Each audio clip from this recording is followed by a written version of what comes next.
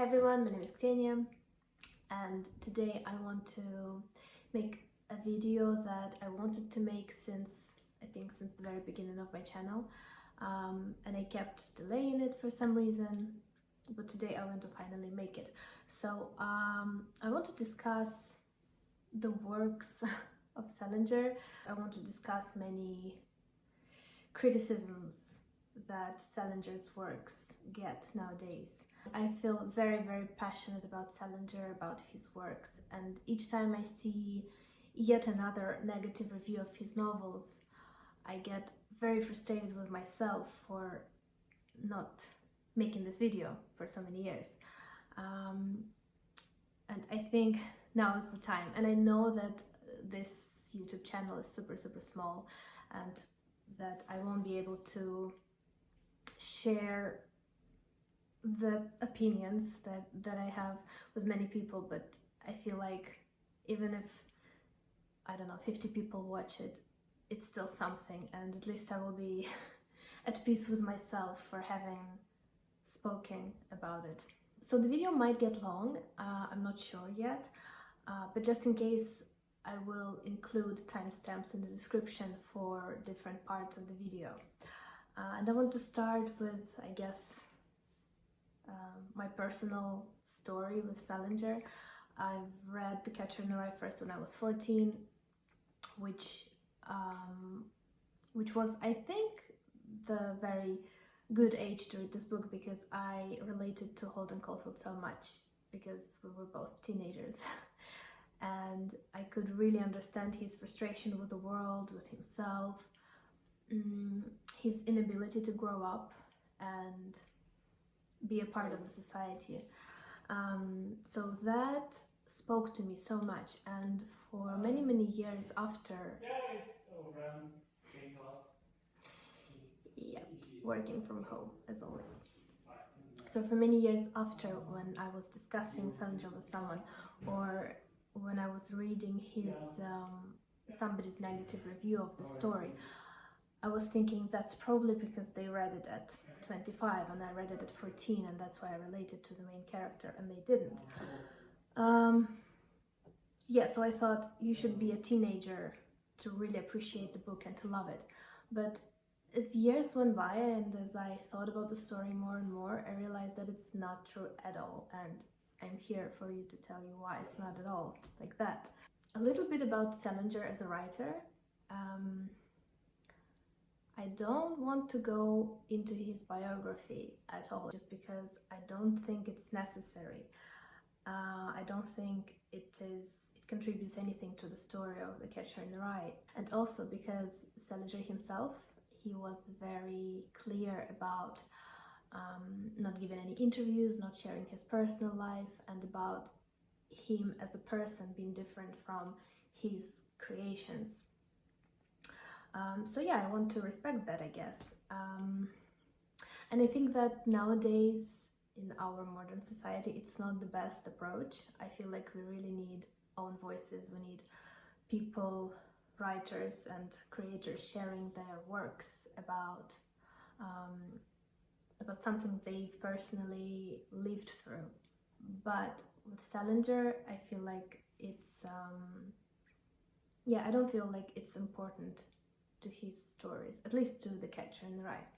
And the only thing I want to mention is that first of all, he has been through the war, so he suffered through severe PTSD, and that left him very fragile human being. And another thing is that a bit later in his life, he started to be interested in Buddhism and in Zen Buddhism in particular, and you can really see it in his later stories. Not as much as in Catcher in the Rye, but still I want to mention it just in case. How I want to make the video is that I want to name the criticisms that the story gets and then address them one by one. And in general, I feel like the biggest gripe that the people get, that the people have with the story, is that it is the protagonist is not someone who they feel deserves to tell the story. So if you look at the protagonist, he's male, he's American, he's very rich, he's very privileged. I can see how it's easy to dislike him being the center of attention and him narrating the story and whining about nothing while he's so privileged. But I want to encourage the readers to see the story not as a story about male person or American person or rich or poor, never mind.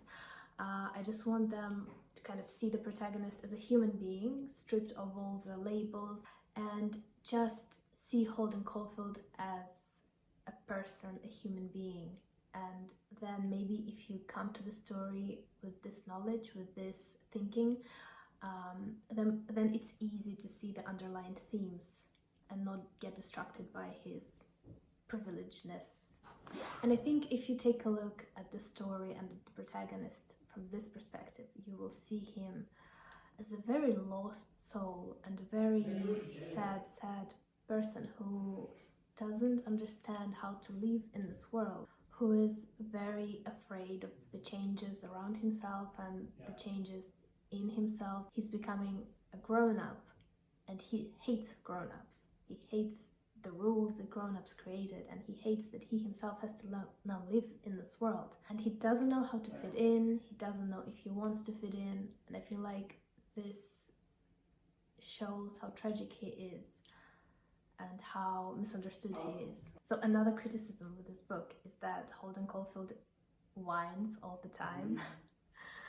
And this is something I don't like when people say, because I feel like people tend to forget themselves at this age, and people tend to forget that they are reading a book about a teenager, and teenagers' heart and insides are in constant motion, they're constantly burning, and there's so many feelings in there.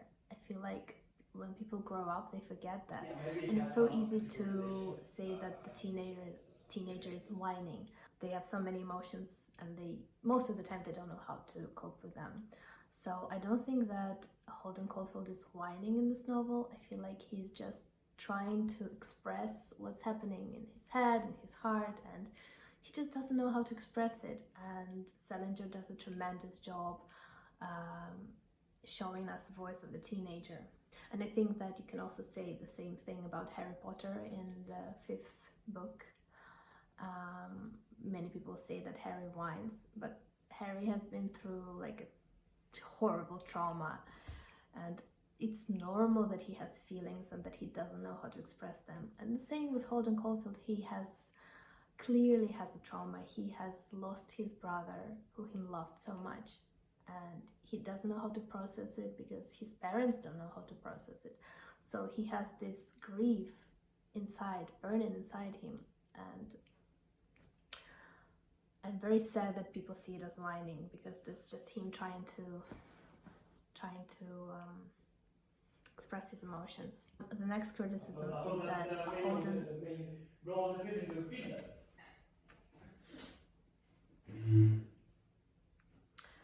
the next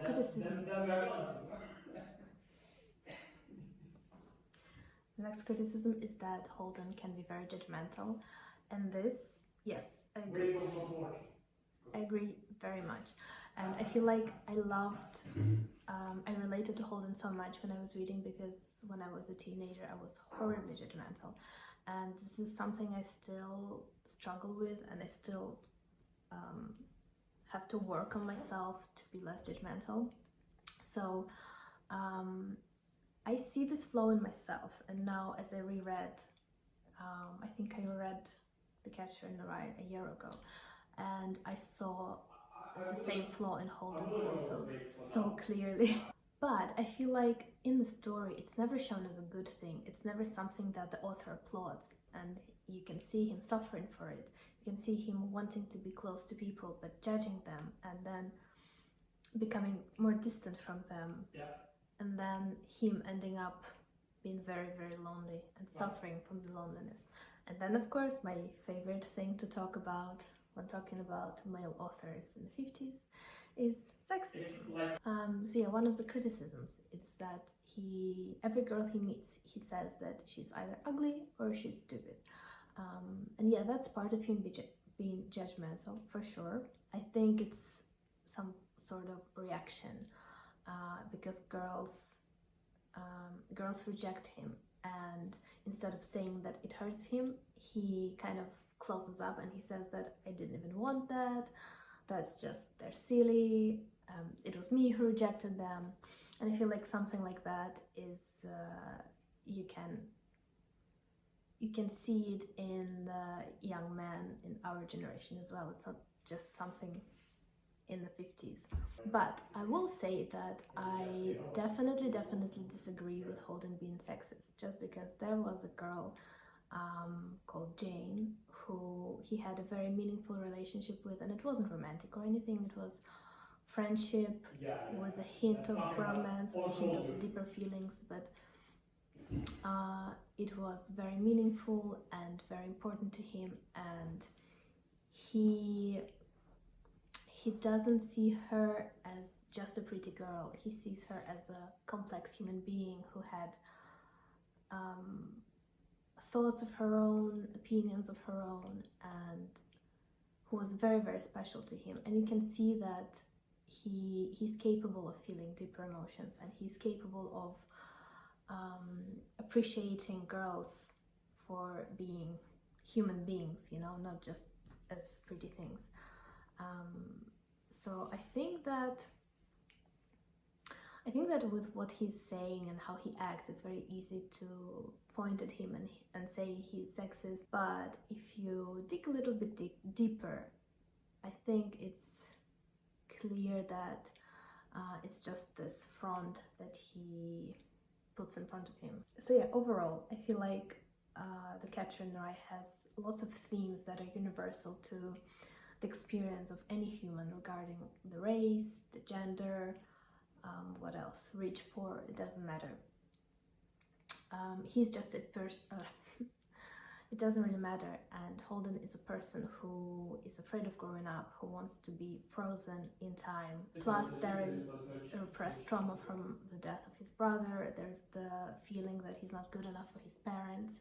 He just wants things to be pure, like he wants eternal childhood, he wants children to be pure, like for example his younger sister Phoebe, who he loves so much. And he wants art to be pure, like he judges his brother for selling his writings to Hollywood, which he thinks is it's a sellout. And he also mentions like playing piano in a dark room and nobody hears you, that this is the purest form of art. And this is something that Salinger will develop later on in his works. So I feel like these themes are very universal, and you can see that the author tried to create a portrait of a human being who is suffering, who is afraid of becoming what he dislikes, what he hates. And this is very tragic and very poignant, I think. And I feel like he made an immensely good job, because people still read and reread the story, even if they're not teenagers, they still relate to Holden so much. So if you're someone who disliked The Catcher in the Rye, I really hope that I was able to maybe provide some context and give you some other point of view that you can maybe consider while thinking about The Catcher in the Rye. So this is it. I feel like I've said everything that I wanted to say.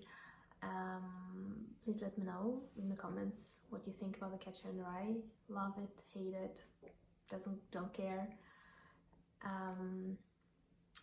Yes, and I will see you next time. Bye bye.